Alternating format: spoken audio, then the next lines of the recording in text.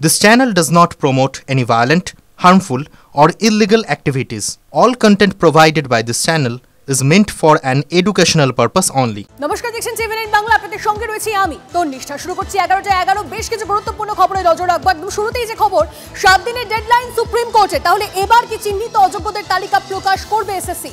অযোগ্যদের তালিকা এত দিনেও কেন প্রকাশ করলো না এসএসসি? অযোগ্যরা চিহ্নিত হয়ে থাকলে কেন ফল ভুগতে হবে যোগ্যদের? কেন নতুন করে পরীক্ষায় বসতে হবে যোগ্যদের? প্রশ্ন তুললেন বিরোধী দলনেতা। বিধানসভায় সর্বদল বৈঠক ডাকুক রাজ্য। যোগ্যদের তালিকা নিয়ে ফের সুপ্রিম কোর্টে যাক প্রস্তাব শুভেন্দু অধিকারীর। আরো একবার আপনাদের জানিয়ে রাখি, 7 দিনের ডেডলাইন সুপ্রিম কোর্টে। তাহলে এবার কি চিহ্নিত অযোগ্যদের তালিকা প্রকাশ করবে এসএসসি? শুভেন্দু অধিকারীর বক্তব্য শোনাবো। যদি অযোগ্য তালিকা প্রকাশিত হয়, বাকি যে যোগ্য আছে তারা কেন 10 বছর পরে আবার নতুন করে কম্পিটিশনে পরীক্ষাতে বসবে? তাদের বিষয়ে নতুন করে উদ্যোগ গ্রহণ করা হোক। প্রয়োজনে বিধানসভায় যোগ্য তালিকা রেখে সর্বদলীয় সিদ্ধান্ত নিয়ে সেই সিদ্ধান্ত নিয়ে রাজ্য সরকারের পক্ষ থেকে পুনরায় যোগ্য তালিকা নিয়ে সুপ্রিম কোর্ট বা অন্য সাংবিধানিক বডির কাছে তারা যেতেই পারেন। সুমন আমাদের প্রতিনিধি আমাদের সঙ্গে রয়েছে, সুমনের সঙ্গে সরাসরি কথা বলবো। সুমন, যোগ্য অযোগ্যের তালিকায় জজ কেটেও কেন কাটার নাম নিচ্ছে না? আসলে সমস্যাটা কোথায়? কেন কোনো ক্লারিফিকেশন পাওয়া যাচ্ছে না? সমস্যা আর কি আছে? হ্যাঁ, সমস্যা একটা আছে, যেটা হচ্ছে চিহ্নিত যোগ্য চাকরিহারারা পাচ্ছেন, তাদেরকে ফের পরীক্ষায় বসতে হবে, পরীক্ষায় দিতে হবে। এটাই কিন্তু সুপ্রিম কোর্টের নির্দেশ। তারা পরীক্ষা দিতে চাইছেন না, তার কারণ এখন ফ্রেশার্সদের সঙ্গে তাদের পরীক্ষা হলে তারা কিন্তু তাদের সাথে পেরে উঠবেন না, এটাই তারা মনে করছেন।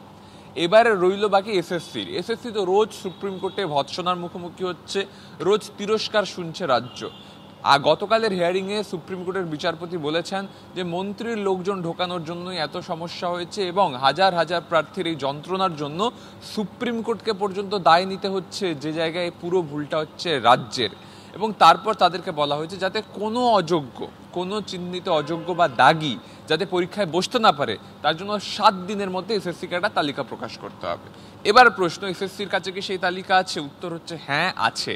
তার কারণ এসএসসির কাছে এই তালিকা তৈরি রয়েছে যে কারা র্যাঙ্ক জাম্প করেছে, কারা সাদা খাতা জমা দিয়েছে, এই তালিকা এসএসসির কাছে রয়েছে এবং এসএসসি আইনজীবীদের সঙ্গে পরামর্শ করার পর সেই তালিকা প্রকাশ করে দেবে।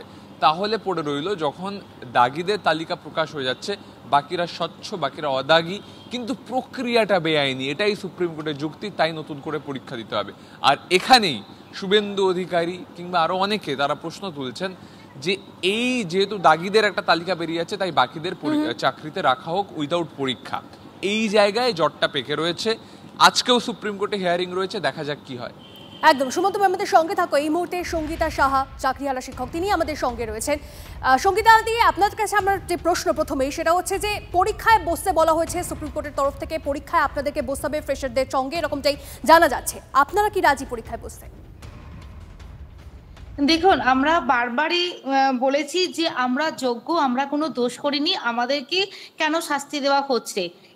এখন যেটা কোর্টের ভাষা যে উঠে আসছে, সেখানে কিন্তু স্পষ্ট হচ্ছে যে আমাদের কোনো দোষ নেই আদতে।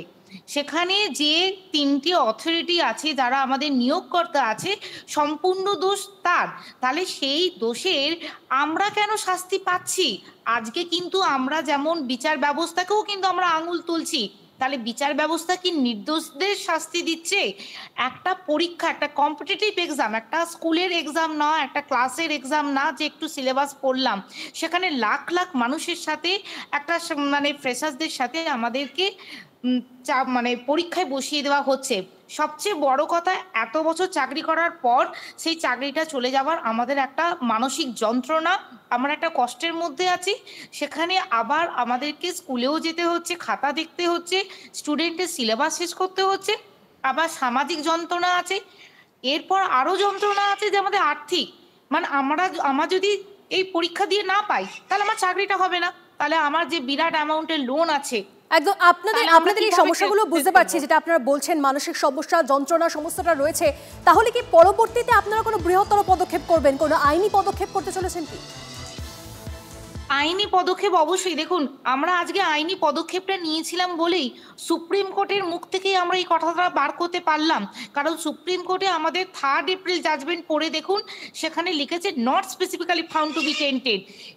সেটাতে আমরা থেমে থাকিনি, আমরা আবার মুভ করেছি, তবেই কিন্তু তাদের মুখ থেকেই আজকে বেরোচ্ছে আনটেন্টেড ইনোসেন্ট। তার মানে ওনারা নিজেরাই বলছেন যে আমরা আনটেন্টেড ইনোসেন্ট, আমরা নির্দোষ, আমরা লোকের দোষের আমরা শাস্তি পাচ্ছি, তাহলে পরের দোষের শাস্তি আমরা কি করে পেতে পারি? তো সুতরাং আইনি লড়াই আমাদের কোনো মতেই থামবে না, না রাস্তার লড়াই না আইনি লড়াই। বোঝা যাচ্ছে, একদম একদম অবশ্যই আমরা গোটা বিষয়টার দিকে নজর রাখবো। এবং তারা বলছেন, যারা চাকরিহারা শিক্ষকরা রয়েছেন তারা বলছেন যে তারা এই লড়াই চালিয়ে যাবেন।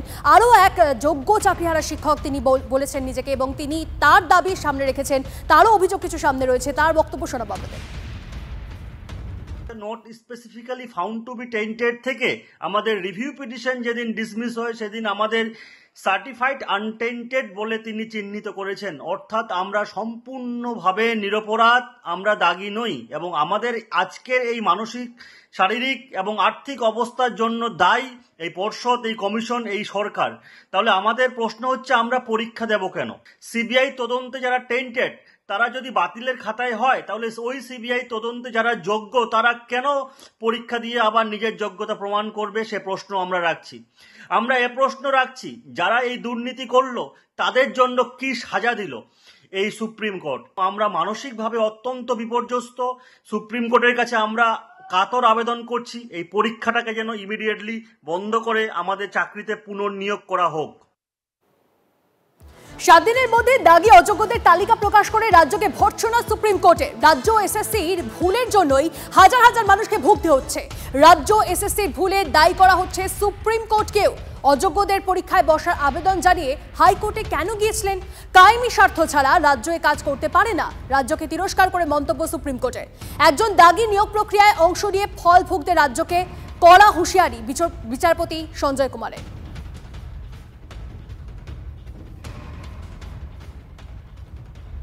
ভুল তথ্য দিতে গিয়ে সুপ্রিম কোর্টে মুখ পুরল রাজ্যের। সুপ্রিম কোর্টের বিচারপতির সামনে কার্যত খাবি খেলেন রাজ্যের আইনজীবী কল্যাণ বন্দ্যোপাধ্যায়। যোগ্যদের তালিকা সব স্কুলে পাঠিয়ে দেওয়া হয়েছে, সওয়াল করেন কল্যাণ। আদালতের নির্দেশ অনুযায়ী দাগীদের তালিকায় কি প্রকাশ হয়েছে প্রশ্ন করেন বিচারপতি সঞ্জয় কুমার। তালিকা প্রকাশ করা হয়েছে বলে প্রথমে আদালতে দাবি করেন কল্যাণ।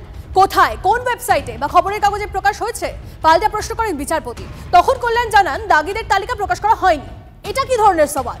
একবার এক কথা বলে সেকেন্ডের মধ্যে অন্য কথা বলছেন, ভর্ৎসনা করে বিস্ময় প্রকাশ করেন বিচারপতি। 7 দিনের মধ্যে তালিকা প্রকাশ করা হবে, দুঃখ প্রকাশ করে আদালতে জানান কল্যাণ।